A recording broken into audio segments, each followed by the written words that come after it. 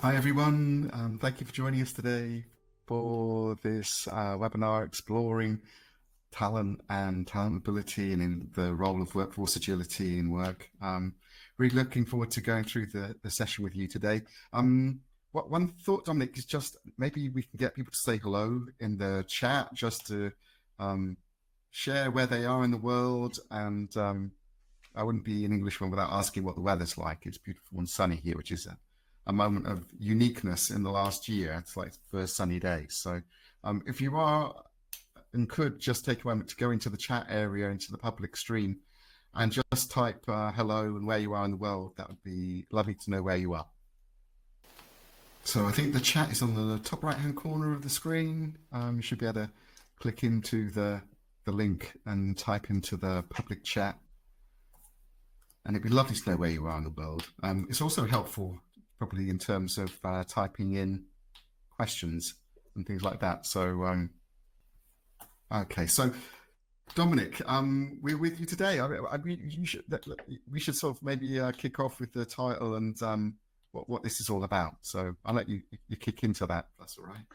Yeah, absolutely, David. Hi, everyone. My name is Dominic Holmes. I am a principal consultant with Cornerstone's TLAS practice. TLAS stands for Thought Leadership and Advisory Services. The easiest way to understand TLAS is we're basically an in-house consultancy team run by Cornerstone for the benefit of the market and our customers.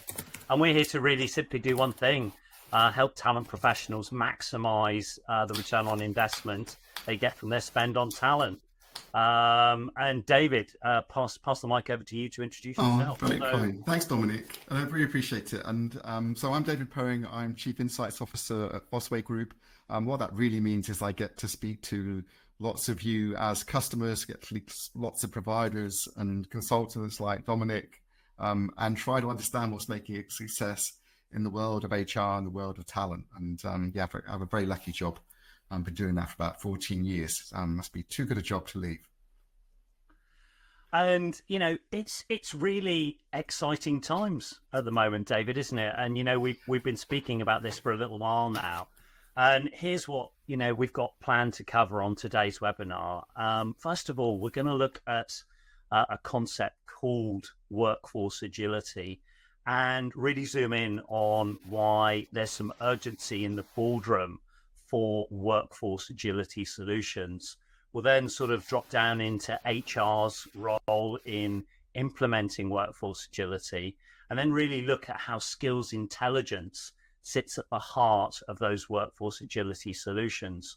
We'll then look at what it means to create an intelligence-led HR function, if you like, the engine that sits behind that workforce agility solution, before looking at some headline suggestions for how you go about implementing agile workforce strategies. And I think, where we need to really start is, where is the business mandate for workforce agility? It's a really good question, right? Because if there is no need, then why do you need to do anything about it? And one of the fascinating things is probably just living at this time is the amount and speed of change that's happening around us. I'm sure if we could do a little public poll now, if I asked who thinks their job's being disrupted, pretty much everybody would put their hand up. And if I asked you maybe what do your CEOs think about the level of disruption around your business, I'm not sure if you necessarily when you last spoke to them, but there was a very handy survey that PwC do every year, and there's also some great insights from the World Economic Forum around how CEOs think about the level of uncertainty, how pessimistic they are about the future, both for their organization and other people's organizations. And that's what we've really got here in terms of some sort of almost some provocation for you to think about. Actually, there's a hell of a lot of uncertainty out there, and it's something that does prey on the minds of your C-suite. From the World Economic Forum, 63% of business leaders highlight turbulent times ahead. So that's geopolitical, that's climate change, that's sustainability. It's just the pace of change in terms of technology and AI. And that means they have a negative outlook for the future. So that translates into maybe this PwC survey, which says that almost half of CEOs believe that their company will not be economically viable if it continues down its current path in 10 years' time. So there is a perception of a need to be a change-orientated organization to be able to cope, right? Because it's only those that change that can thrive. And when you understand maybe in that picture where skills fits in and where HR fits in, again, from the CEO survey from PwC, the chart's really interesting because it asks the question, to what extent, if at all, are the following factors inhibiting your company from changing the way it creates, delivers, and captures value? That's to keep up with the changes in your environment. And what they've highlighted here are the things in grey that the CEO cannot control. And they've got 3 items in grey. And the things in orange that actually the CEO can influence. Now, what the CEO says they can influence, number one, is actually the competing operational priorities of the organization. So actually it's more about our business alignment. I can't control the top one that disrupts me, which is the regulatory environment, but I can control the work that people do, where they focus our priorities, and how we marshal our resources.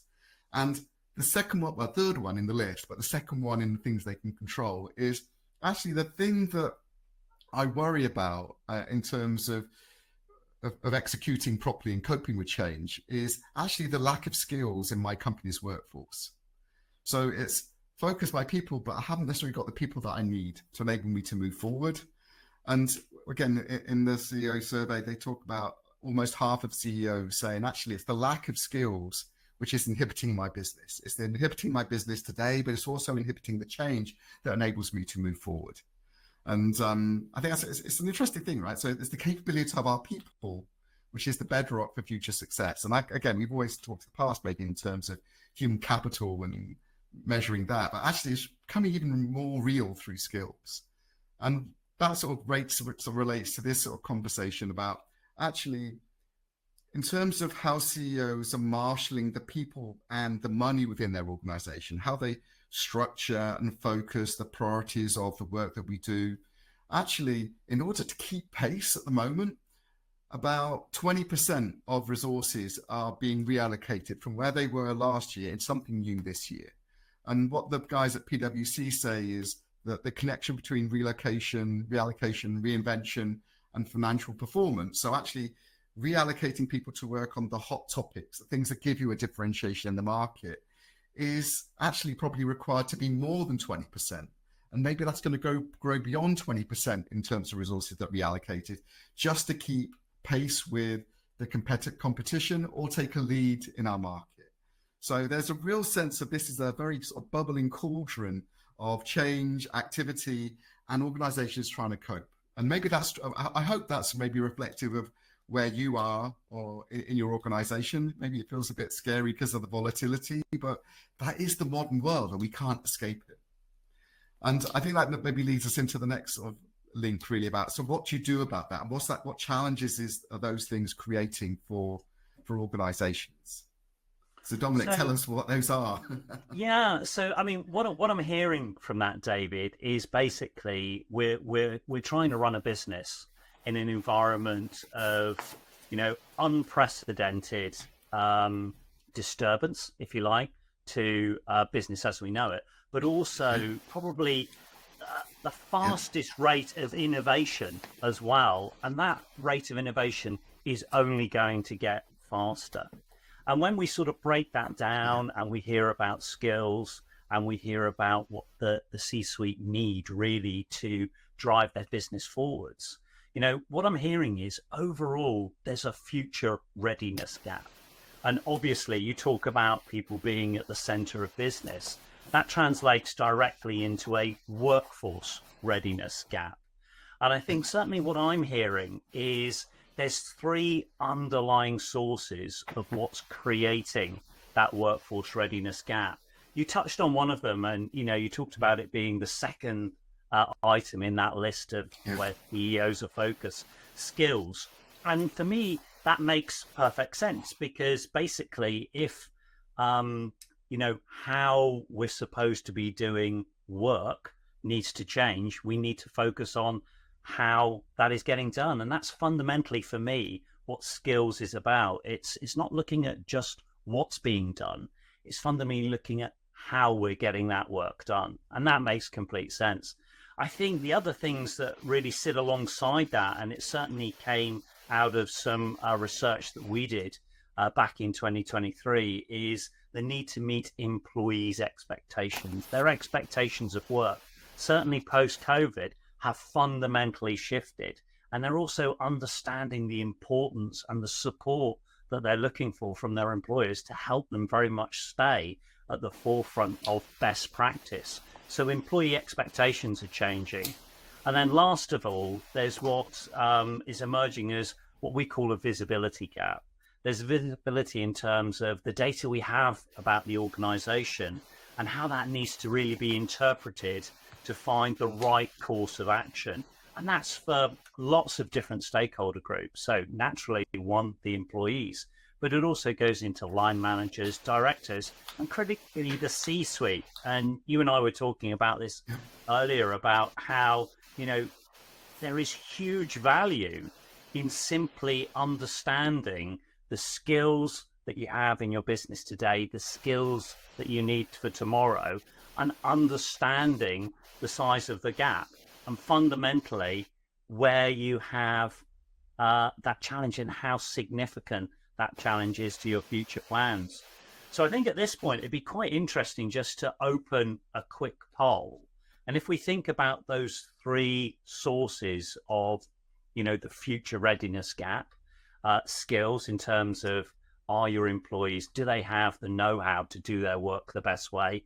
Secondly, are we providing the right experience? And thirdly, have we got visibility in turning that data into actions and therefore, the road ahead, which is the biggest for the people on our audience. So maybe we can quickly open that poll. So Yvonne's going to weave her magic in the back end, I assume. I assume so, yeah. Pop up as a quiz. While we're waiting for the quiz to go through, Dominic, not to chuck too much of a curveball at you, but in the past we'd have talked about competencies and capabilities, and now we have skills, and maybe we would have talked about skills in the past and competencies and capabilities. It's a bit of a grey line, maybe, is the boundary between that language. Is there a way that you think, just in terms of, is this just a replacement for that conversation, or is that slightly different? That is, David, one of my favourite curveball questions. Okay, I'm pleased about that. Here's my answer. So, for me, it all started with competencies. We're all familiar with competencies. They were about essentially measuring, could we create the output in the jobs that we needed to create to the standard that was required. And, I think the key thing is competencies were made up of three things: knowledge, skills, and behaviors. Yeah. So ultimately, skills is nothing new. But what is new is basically pulling that data out of the competency model, allowing us to focus in on how that work is being done. So it's very much, we call it, tell me what you're doing, tell me what you've done, tell me what you're going to be doing. If you give me those words, I fundamentally understand what your skills are. And because that data set is at a higher level, right, it enables me to do more with it. And we'll touch on that in a bit. Cool. So I think we have some results in, don't we? So are we able to share those back? I would like to have voted, but I think I may have been.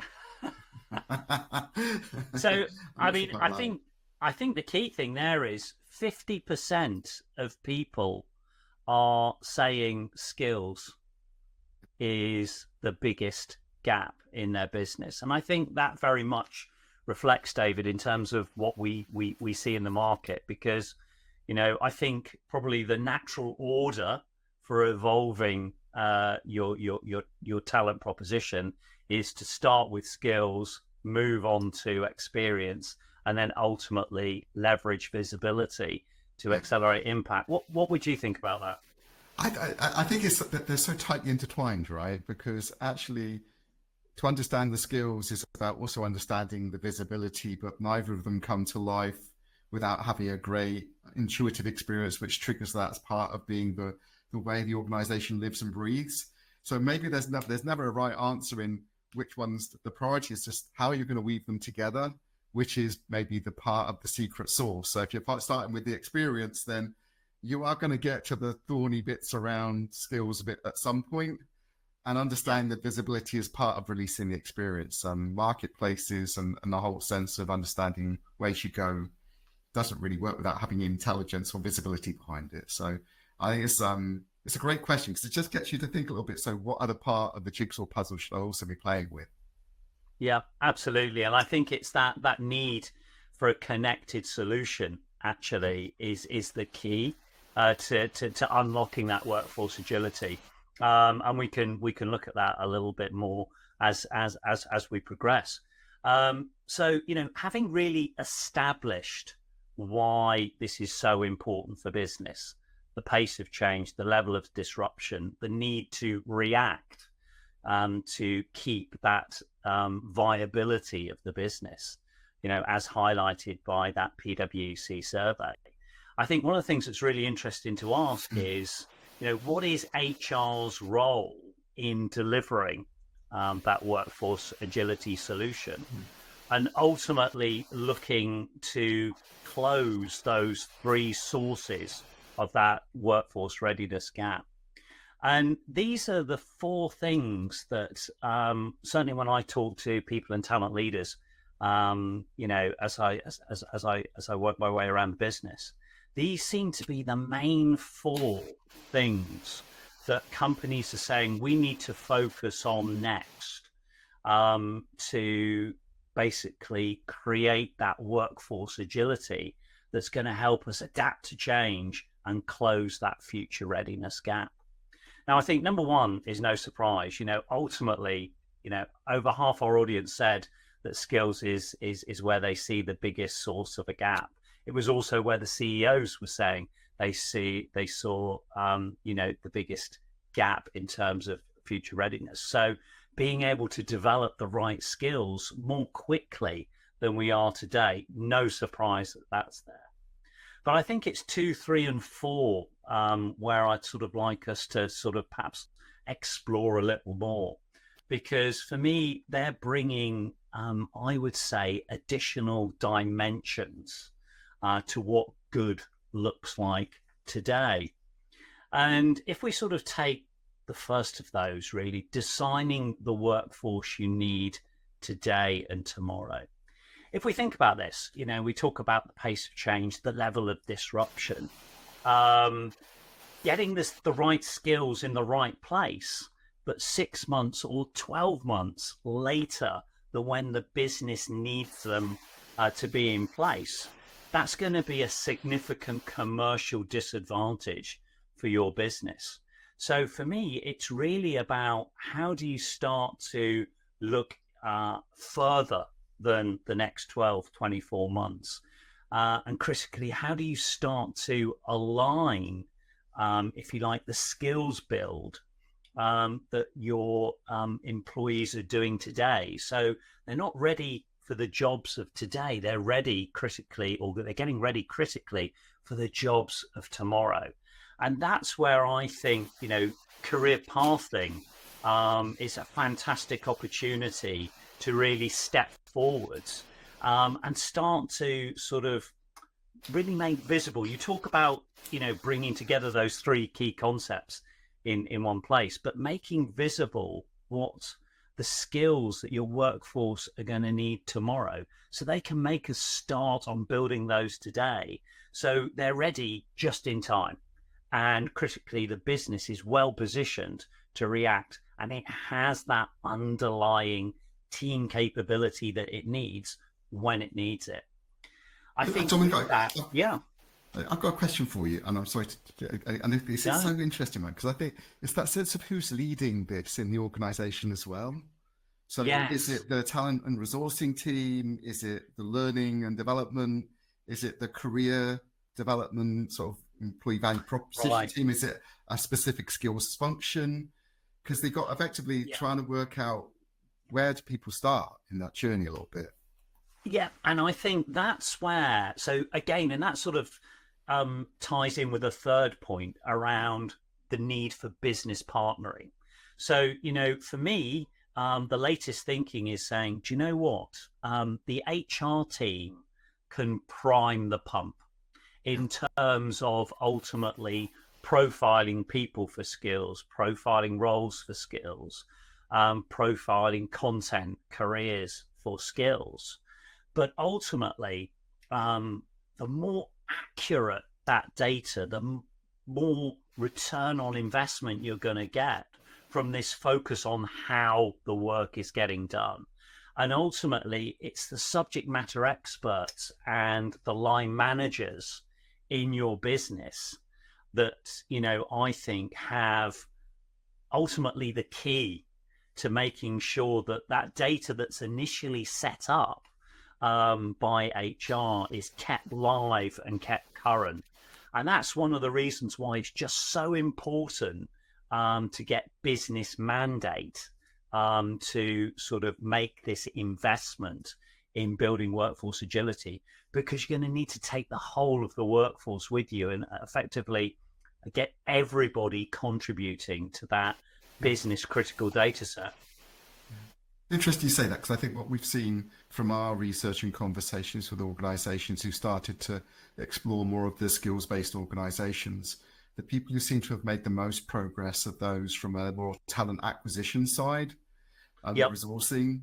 And that seems to have been played out a little bit through strategic workforce planning. Yep. And saying, so where genuinely, like you're saying, where is the future of this organization going?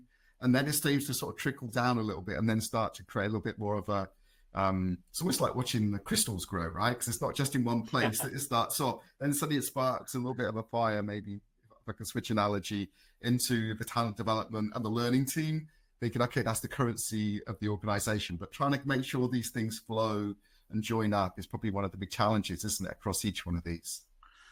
Absolutely. And that's why it's so important that, understanding the skills that you have in the business today and the skills that you're going to need for tomorrow, and being able to understand that gap, and critically, perhaps how the workforce of the future is going to be hybrid between humans and AI.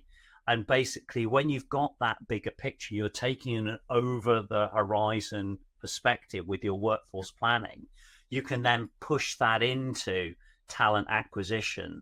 So again, that's how one of the key steps you can take to achieve this business alignment and get right skills critically at the right time, by feeding that intelligence into your talent acquisition program, really, David. Good call.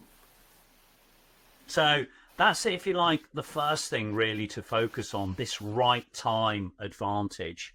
So next, it's about, connecting the goals of your people and leaders. And, this for me is probably what actually signposts the level of cultural change that's going to be needed for ultimately building a workforce agility solution.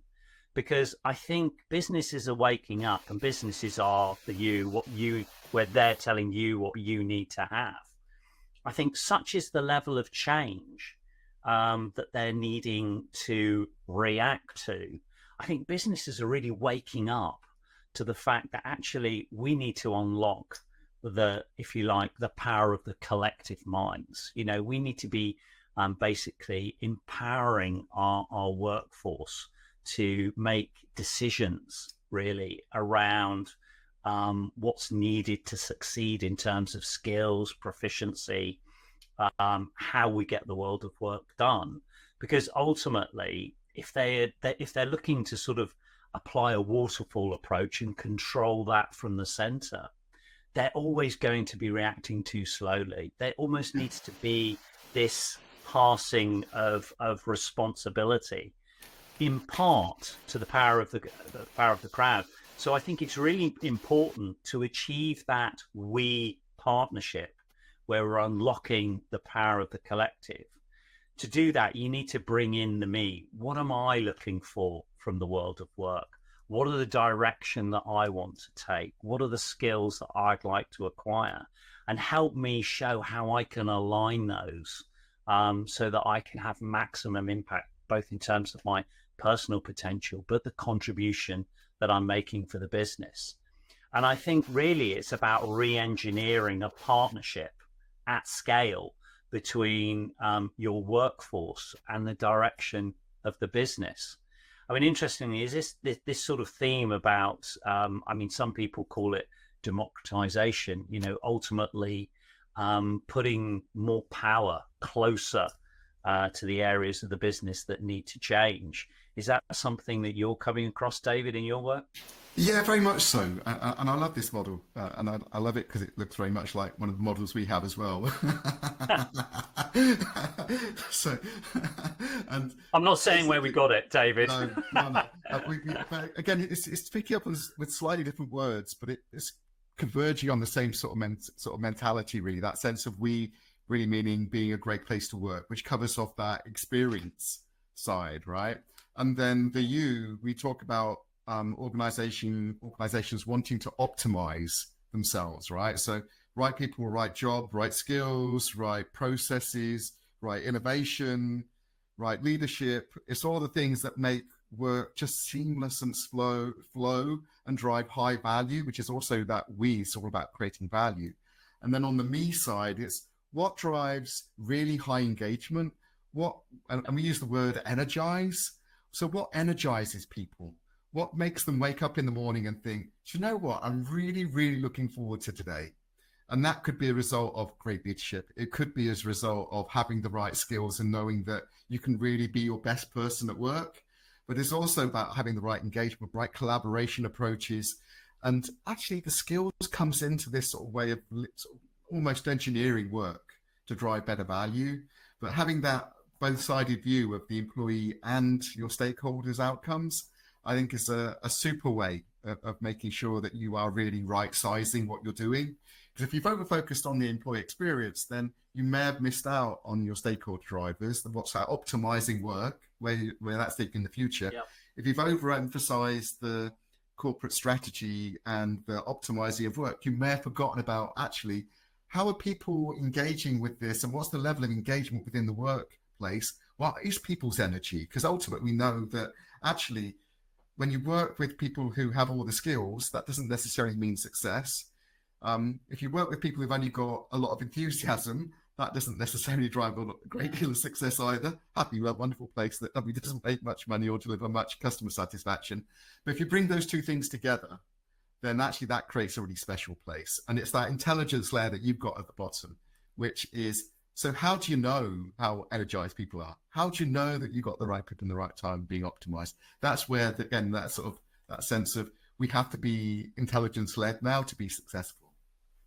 Yes, and you made me think of something else, David, as well. And, people are starting to draw a line between, having an engaged employee and having an activated employee.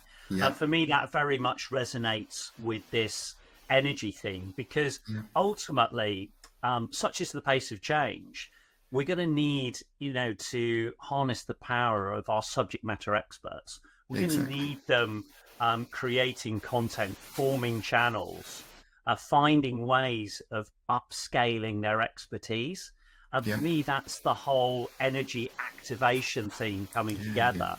And I think that's really, really key in terms of achieving this agility, because for me, it's sort of, and that brings us on to sort of the, the next slide in a minute, but it's about ultimately scaling what we're doing well. Yeah. So, two key themes already, for me, it's right time, right partnership. The third of it, and I think you touched on it on the conversation is around having the right intelligence. What I mean by that is we all have data, in our businesses. And, if we're going to evolve to meet the unique needs of our organization, we need to make the best use of that data. So first and foremost, that starts about seeing the direction of travel. So, one of the concepts we've talked about is, how proficiency, how well you can execute a particular skill. That's no longer, once you've achieved a certain level, you stay at a certain level. That can actually deteriorate, okay, if you don't continually invest in keeping that skill current. So seeing the direction of change is really, really important. Secondly, it's sort of providing you some insights. So ultimately, what's driving perhaps the direction that you're seeing the data that's going? So now if we flip back to perhaps a member of the board looking at the overall skills gap in their business, they might be seeing it's heading the right way or it's not growing as much as they would like to. They need some insights to help them understand where they need to focus.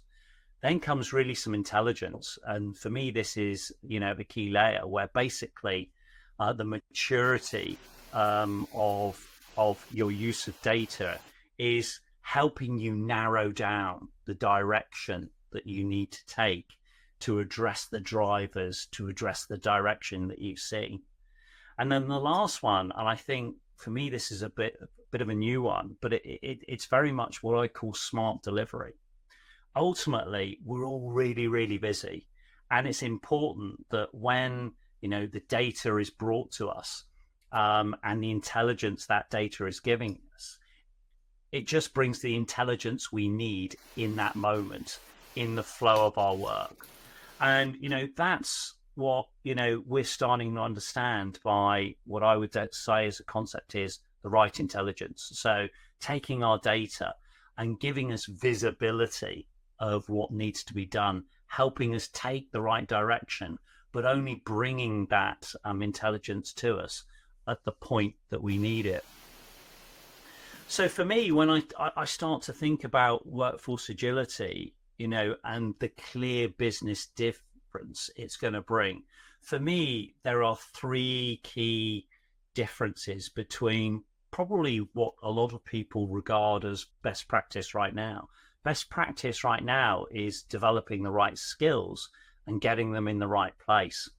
But ultimately, such is the pace of change and the level of disruption, there needs to be increased focus on achieving those right skills in the right place at the right time. And that's all about providing visibility around what that right time is, finding the right capabilities within your HR team to be able to look over the horizon. And then through this sort of new partnership that you've built with your workforce and ultimately your extended workforce, turn engaged employees into activated employees to make sure that you achieve that critical right time aspect with the skills that your business need to succeed. So, I mean, just on that last one, data, the data aspect and how it can provide visibility, David, into the direction. Have you got sort of any thoughts for us on that? Yeah, I think it's just one of those things, right? I think what I love is that sense of, I remember talking to the HR director of Google years and years ago, and she said, my biggest challenge is how do I manage talent and optimize talent where everybody's talent? And actually, it's like, okay, yeah, that's a really big question, because usually back in the day, it was only the talent was only the top 50 or it was a specialist group. But now everybody is really important in organizations because of the lack of availability of talent. Actually, it cuts across so many roles and so many functions and so many layers of the organization that actually you need to have an insight. You need to understand who's got what skills, what capability, what competency to do what, in order just to make sure that you're making the most of them as well as everything else. So it's in some ways, I think what we've seen is that probably in the last 5 years in particular, and some of the earlier entrants in terms of solutions into this space may argue with that. They may say, well, actually, it's been going off about 8 years. But actually, it's the AI which has been the transformational thing in terms of help using skills inference and scanning people's CVs and data at scale, which has helped us to have greater accuracy around who has what skills. it's not necessarily always perfect, but actually, if you want to say, if I can't move the right piece into the right place without knowing what shape it is and what it can do, then actually it's that insight around skills which has been transformed by AI. And what we've also found from our research when we ask people, so how important is skills to being the basis of the employee experience? About 60% of them say, yeah, it's the foundation for powering the employee experience that we aspire to deliver. Now, the challenge is that most organizations, about 50%, say, actually, we're not very good at those talent experiences. And the other 50% say, we're okay. And there's a very small layer of about 10 or 15% say, we're great. So the field is wide open to actually create the sort of employee experience that energizes people, makes sure they fulfill their potential, and powers the organization forward in terms of delivering its objectives into new areas and new things like that. So that probably covers off that. And what we've got here, and thank you for sharing this one and working it through with us, Dominic, is this is a little bit of a journey of how we see the sort of typical steps almost in how creating an intelligence-powered people experience starts off. The first is really with disclosure. So allowing people to build their own individual profile. Sometimes that can be a bit hit and miss because people get bored of filling out the 250 different capabilities or skills that they might have. So trying to find ways of surfacing that, not just through them saying, this is the skills I've got, or having a conversation, but also inferring other data, information from other data. So getting them to upload their CV, to look at their past work history, to look at their performance reviews, their feedback and other sources, and the projects they're involved in, and feedback they've had as after action reviews, maybe even from customers. That starts to create a body of insight that can be used to create better validation in the next step almost of, so what skills do people have? So as I said, back in the day, it used to be a manual process. I remember it taking 2 years to define a set of competencies by going around the business, only to find that when you'd finished it, everybody was bored and the business had moved on, the competencies were no longer relevant. So there is this sense of actually that happens at a speed now that wasn't possible. And we heard organizations getting to that point in 3 months of actually kicking off, signing, and then getting a view into their organization just by encouraging their people to share a view of what their capabilities are. If you then add in the future of work, and that can come from external sources by data mining, what other people are doing, or creating your own vision of what the work your organization will be doing in the future, maybe around creating AI prompts, for example, starts to give you a sense of how the role's changing, what tasks are being taken away by AI, what skills do we need in the future, which enables you then to say, this is our future work, which takes us into that strategic workforce planning view and almost capability reporting to say, actually now, because we understand individuals, we understand the future opportunities and work, we can connect them using that skills graph to say, these people are quite a good match for that work. Or if they've got these gaps, we can, by adding in the learning and support opportunities, start to make recommendations about what work and learning would help them be even more employable than they are today. And those recommendations can be suggested around learning. You can even empower individuals to then apply for work that's been suggested to them, which then helps them grow their capability through being on the job work, which changes their profiles and creates this virtuous circle of understanding where people are, helping fast track them almost into their next greatest opportunity, not just for them, but for the organization, and closing that loop again. And I think one of the key points is, even to have got to the bit where you've ingested people's CVs and their insights around them and their capability, just to be able to hold that up as a mirror to the organization and say, these are the skills we have. And we've got some challenges around now creating a new factory or a new product line to do with additive manufacturing. That's 3D printing of manufacturing. It's like, well, we haven't got the project managers. We need to develop more software development people. We need to have people who can implement the new machinery. Actually, all those things become something that's more coherent, as well as helping you say, actually, I know that David and Dominic could come in and work on this project because they've done that before, even though we haven't got them working in those roles here today.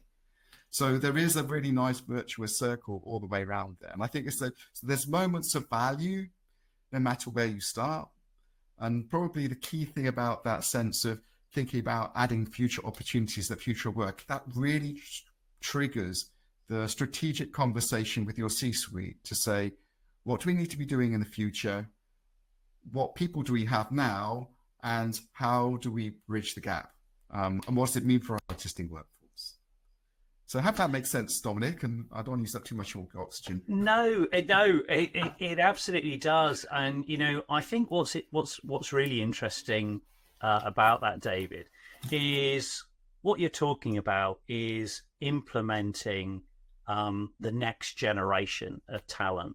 And that journey is going to start with the HR team. And I think one of the things that's important, and certainly this is feedback I'm getting from the field, is the HR team are having to start by building some new capabilities so that they're ready to deliver these next generation solutions. And you touched on a couple of them already, business partnering, working with the business to look over the horizon, to start to map out the skills that we need for the future so that can be fed into this skills powered intelligence system that you were talking about. We're also talking about a level of change that typically HR and talent people wouldn't normally be charged with delivering to the business. We're talking about something that's fundamental to business success. So ultimately, the ability to build business cases to secure the resources that you need is going to be fundamental, as is tracking the benefits that you realize. Sat at the heart of any intelligence solution is data. So there's going to have to be a core level of proficiency to work with this underlying data set that you're saying is so important. And I agree. So that you can begin to inform and make the right decisions.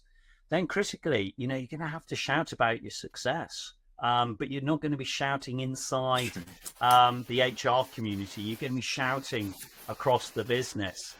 So corporate communications is another key area, as is ultimately being able to work with AI. And, for me, what we're not saying that everybody needs to become an AI data scientist, but you need to fundamentally gain a grasp of what the AI needs to do. And, sat alongside those people capabilities, you're obviously going to need some technology to help you achieve this pace and scale. And that's where a platform such as Cornerstone's new Galaxy platform can help HR teams build this workforce agility solution. And, critically sat at the heart of that Cornerstone Galaxy platform is looking to address those three fundamental sources of the workforce readiness gap.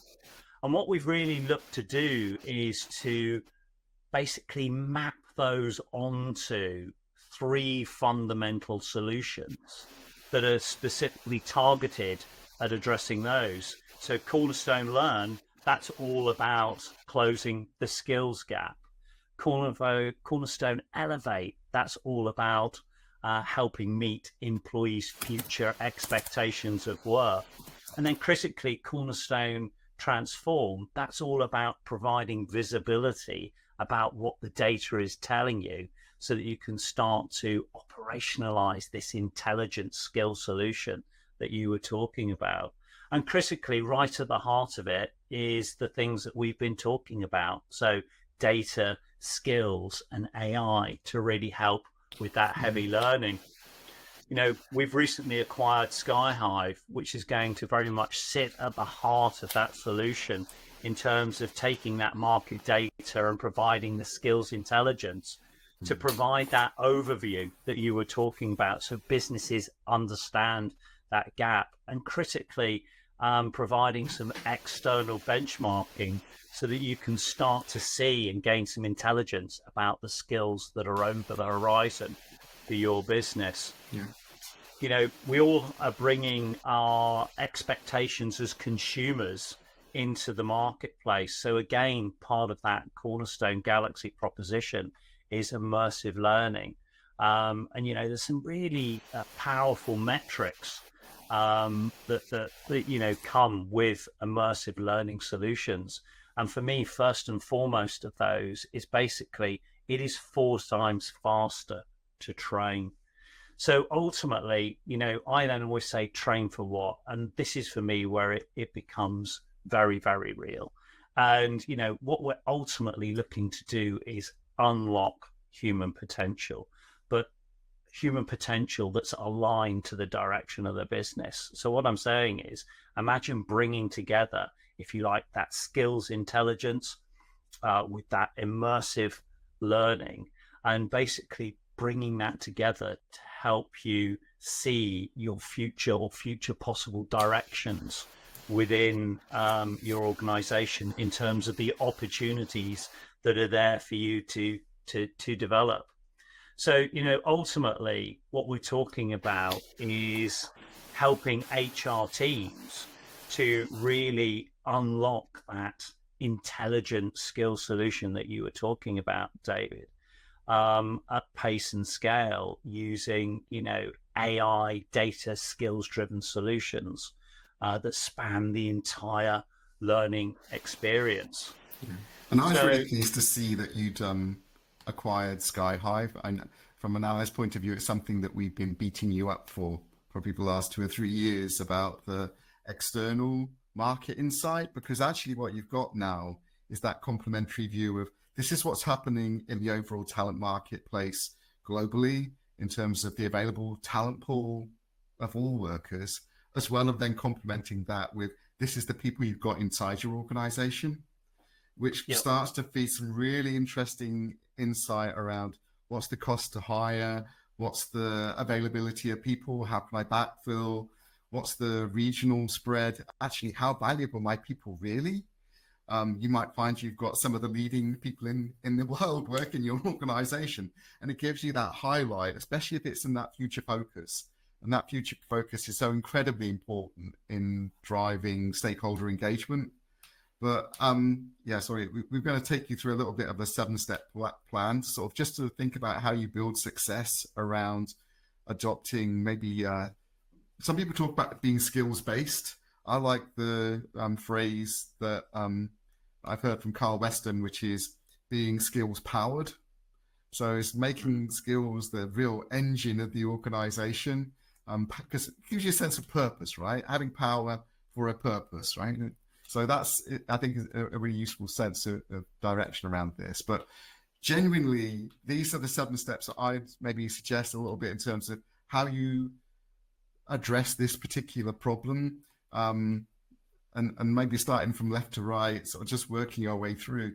These are some of the questions that you need to start to sort out, right? And that starts off maybe at the beginning with, actually, you have to think, actually, we are going to embrace HR intelligence. We are going to be an intelligence-led function, and they do need to upskill our internal team around the capabilities of insights, analytics, intelligence, but also storytelling, both for your leadership group and also your employee base around why is this a good thing? Why is it driving in a positive way?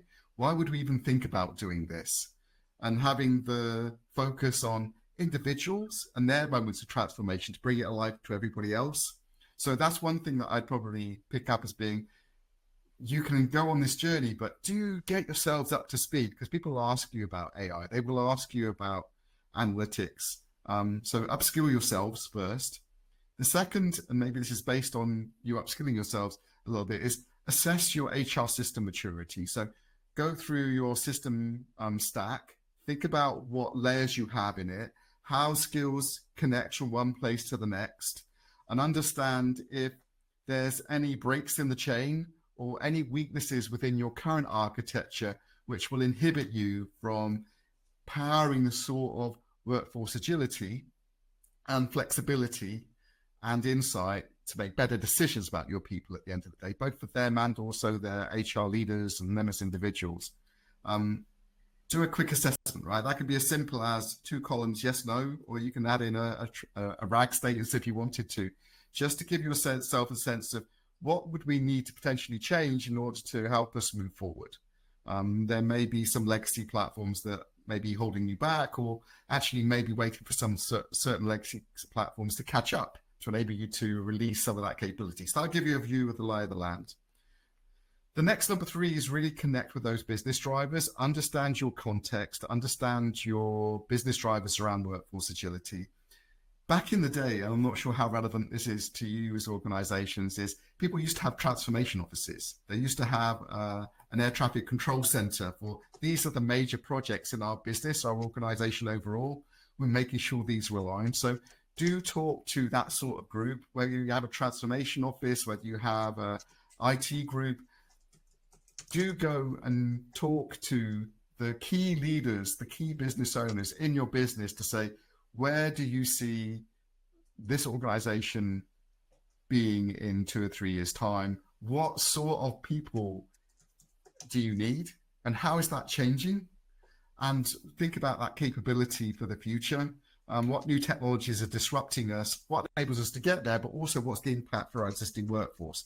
Because we may want to maneuver then into new areas. And then once you've had some of that understanding of the real business drivers, do engage with your C-suite, do engage at a strategic conversation with them about what everybody's different needs and having spoken to them individually to say, this is the case for moving forward. This is the investment that I need in order to get the business, or to enable the change that you want to deliver around our workforce. And then you can move into the next bits, which is really about mobilizing people, individuals around skills. And maybe that's having the right comms and the right support for managers, and changing some of the cultures and managers let go of their best people, which is one of the things we hear about talent hoarding in the past, trying to break out of some of the rules and regulations that you have within your organization. We did a roundtable not so long ago where one of the participating organizations said, well, yeah, if somebody can't change their job until they've been with us 2 years. Once they've completed 2 years, then we allow them to move elsewhere in the organization. Many people won't stay more than a year. So why wouldn't you let them go into another role before then?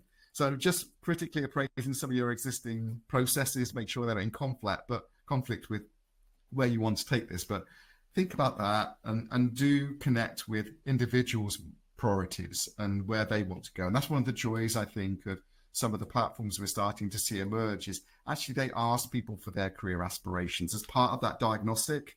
What do you want to be? Where do you see yourself in the future? As well as offering, like Dominic showed you, that pathway of these are things that you might be interested in.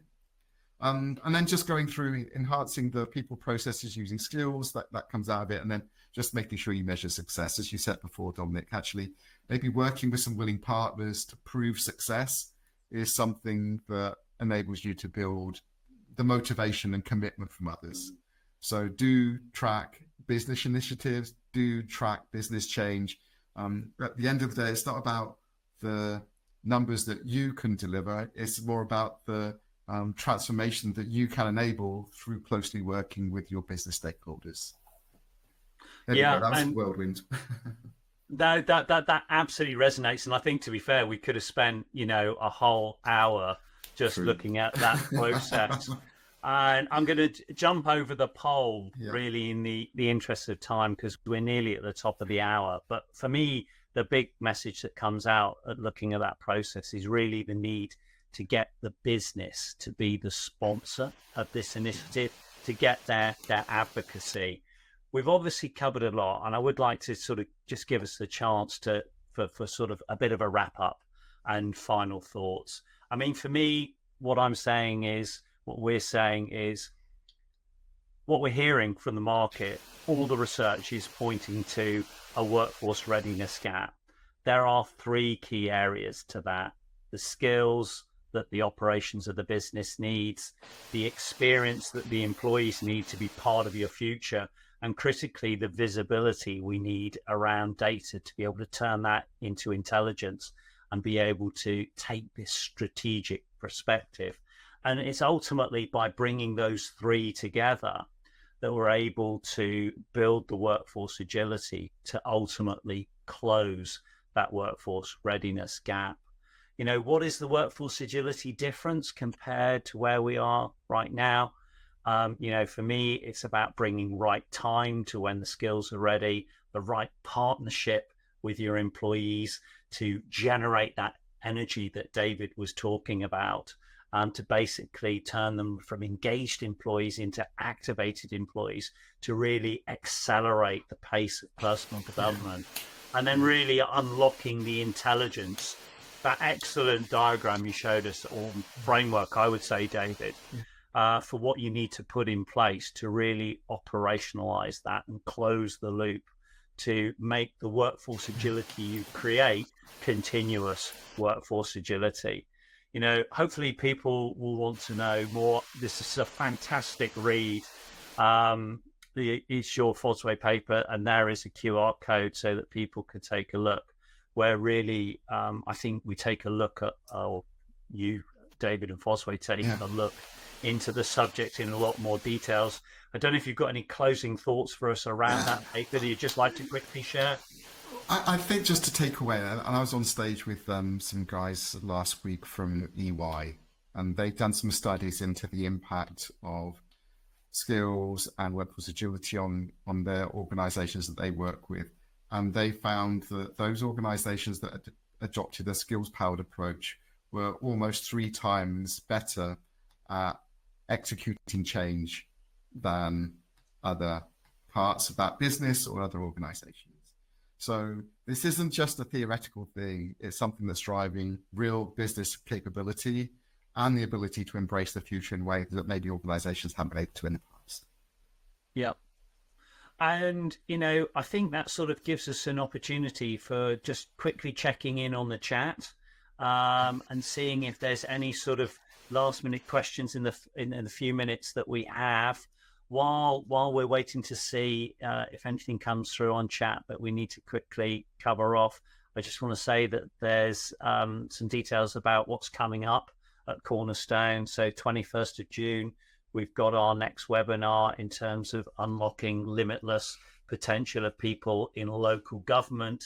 And then there's actually opportunities to come and meet the Cornerstone team in practice. So at Learning Live, 11th, 12th of September, and World of Learning, 8th, 9th of October in Birmingham. So at that point, I'm just going to sort of say, I think, David, I'd like to thank you very much for coming on and sharing your wealth of knowledge in this space. It's been absolutely fantastic to hear your thoughts, and ultimately to see some great alignment between what I'm hearing in the field in terms of how people are going about creating workforce agility and its importance to business, and what you're and the work that Fosway are doing. It's fantastic. So thank you. Thank you, and thank everybody for joining us on the session today. Been a great pleasure. Brilliant. Fantastic. Thanks very much. Thank you.